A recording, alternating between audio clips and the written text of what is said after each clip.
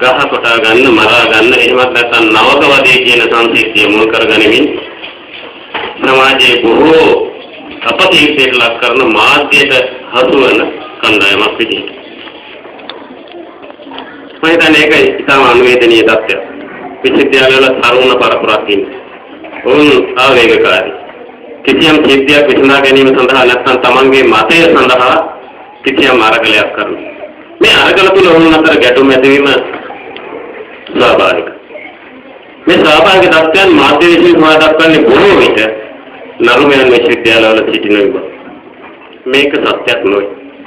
මේ සත්‍ය නොවේ යන්න පැහැදිලි කරන්නට ඔබ මේ කරන ලද සත්කාරයේ සමාජමය වශයෙන් මේ ප්‍රදේශයේ මේ සිද්ධිය එවනත් මේ සත්කාරයේ ඇසු දුටු සියලු දෙනා විසින් මින්පසු පත්තරවල බලවන එහෙමත් නැත්නම් මාධ්‍යවල දකින දේවල් බොරුවයි හංගින්නට වුණට මේක උදව්වක් වේ.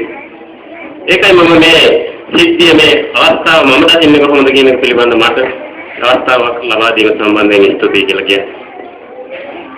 ඇත්තටම දයාබර දරුවනි අර මේ ඉහත කතා කරපු මහත්මයා ඊළඟට විද්‍යාපතිතුමා සඳහන් කළා ඔබ කැටයක් අරගෙන කිසියම් ආකාරයකට මුදල් එකතු කරමින් මෙවැනි සත්කාරයක් සඳහා ඔබ පෙළඹුණේ කොහොමද කියන එකට මේ හොඳම උදාහරණය. විශ්වවිද්‍යාල දිස්යෙන් කියන්නේ නරු මෙන්න උන්ට සැබෑ මානසික හදවත් තියෙන. ඔවුන් මේ දෙමාපියන්ගේම දරුවන්. සාමූහික වශයෙන් එකතු වුණාම ඔවුන්ගේ යම් අඩුපාඩු පෙවුණා. මේ ඔබේම දරුවන් පිළිගන්න. දෙමාපියන් වන ඔබේම දරුවන් පිළිගන්න. ඔවුන්ට හොඳ හැඟීම් තියෙනවා. ඔවුන්ට සමාන මේ දරුවන් වෙනුවෙන් යමක් කිරීම සඳහා ඔවුන්ට කිසියම් හැකියාවක් තියෙනවා.